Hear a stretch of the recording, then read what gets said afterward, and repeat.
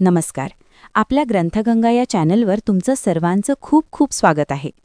आज आपण ज्या कथेच्या पानांतून प्रवास करणार आहोत ती केवळ एका स्त्रीची कथा नाही, तर ती आहे तिच्या मनात सतत घुमणाऱ्या प्रश्नांची, न बोलता सहन केलेल्या वेदनांची आणि स्वतःला समजून घेण्याच्या धडपडीची कथा. पार्वती हे नाव ऐकताना आपल्याला शांतता, सहनशीलता आणि समर्पण यांचा भास होतो. पण या कथेतील पार्वती ही आतून सतत हलणारी, विचार करणारी आणि स्वतःच्या अस्तित्वाचा अर्थ शोधणारी स्त्री आहे.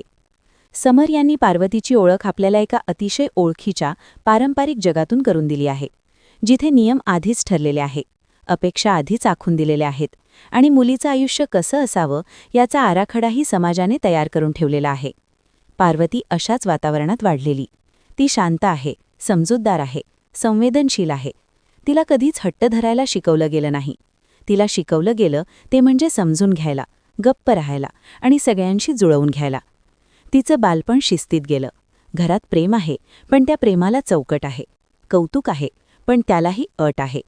पार्वतीला शिकायला आवडतं, विचार करायला आवडतं, पुस्तकांत रमायला आवडतं, पण या सगळ्याला केवळ छंद म्हणूनच पाहिलं जातं. तिच्या आयुष्याचं खरं ध्येय मात्र आधीच ठरवलेलं असतं. योग्य शिक्षण, योग्य वयात लग्न आणि नंतर एका घरात मिसळून जाणं. या सगळ्या गोष्टी ती निमूटपणे स्वीकारते, पण तिच्या मनात एक नाजूकसा प्रश्न हळूहळू आकार घ्यायला लागतो. माझं स्वतःचं काय? हा प्रश्न ती कुणाला विचारत नाही, पण स्वतःशी मात्र सतत बोलत राहते. ती बंड करत नाही, कारण तिला तसं शिकवलंच गेलं नाही, पण तिच्या मनात शांतता नसते. ती तिच्या आजूबाजूला असलेल्या स्त्रियांकडे पाहते. सगळ्याजणी आपापल्या आयुष्यात गुंतलेले असतात. घर, जबाबदाऱ्या, अपेक्षा, समर्पण.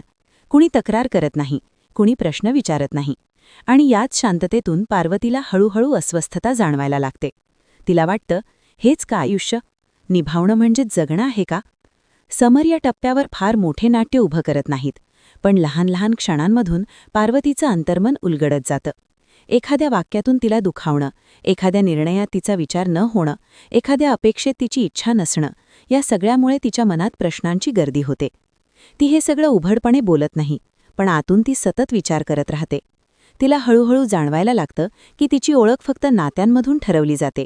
कुणाची तरी मुलगी, कुणाची तरी बहीण आणि पुढे कुणाची तरी पत्नी. पण ती स्वतः कोण आहे? तिला काय हवं आहे? तिला आयुष्यातून काय अपेक्षित आहे? या प्रश्नांची उत्तरं तिला सापडत नाहीत आणि म्हणूनच ती अस्वस्थ होते. पार्वतीचा संघर्ष बाहेर नाही, तो आत आहे. ती कुणाशी भांडत नाही, कुणाला विरोध करत नाही, पण तिच्या मनात मात्र सतत एक वादळ चालू असतं. एकीकडे संस्कार, जबाबदारी आणि कुटुंबाविषयीचं प्रेम, आणि दुसरीकडे स्वतःसाठी काहीतरी करण्याची ओढ. या दोघांमध्ये ती अडकलेली असते. या पहिल्या टप्प्यात आपण पार्वतीला मोठे निर्णय घेताना पाहत नाही, आपण फक्त तिला विचार करताना पाहतो. पण कधीकधी आयुष्य बदलायला निर्णयांची गरज नसते, प्रश्नांची सुरुवात झाली तरी पुरेशी असते. आणि पार्वतीच्या आयुष्यात हे प्रश्न आता मूळ धरू लागलेले असतात. ती अजूनही शांत आहे, अजूनही समजूतदार आहे, अजूनही सगळ्यांना समजून घेते, पण आतून ती बदलते आहे. तिला हे उमजू लागलेलं असतं की आयुष्य म्हणजे फक्त निभावणं नसतं, तर ते समजून घेणं, स्वतःला ओळखणं आणि स्वतःसाठी जगणंही असू शकतं. हा भाग आपल्याला पार्वतीच्या मनात घेऊन जातो, तिच्या गोंधळात, तिच्या प्रश्नांत, तिच्या न बोललेल्या इच्छांमध्ये. तिची कथा अजून सुरुवातीला आहे, पण तिच्या मनातला संघर्ष आधीच उभा राहिलेला आहे आणि कदाचित याच संघर्षातून तिच्या आयुष्याला पुढे एक वेगळं वळण मिळणार आहे.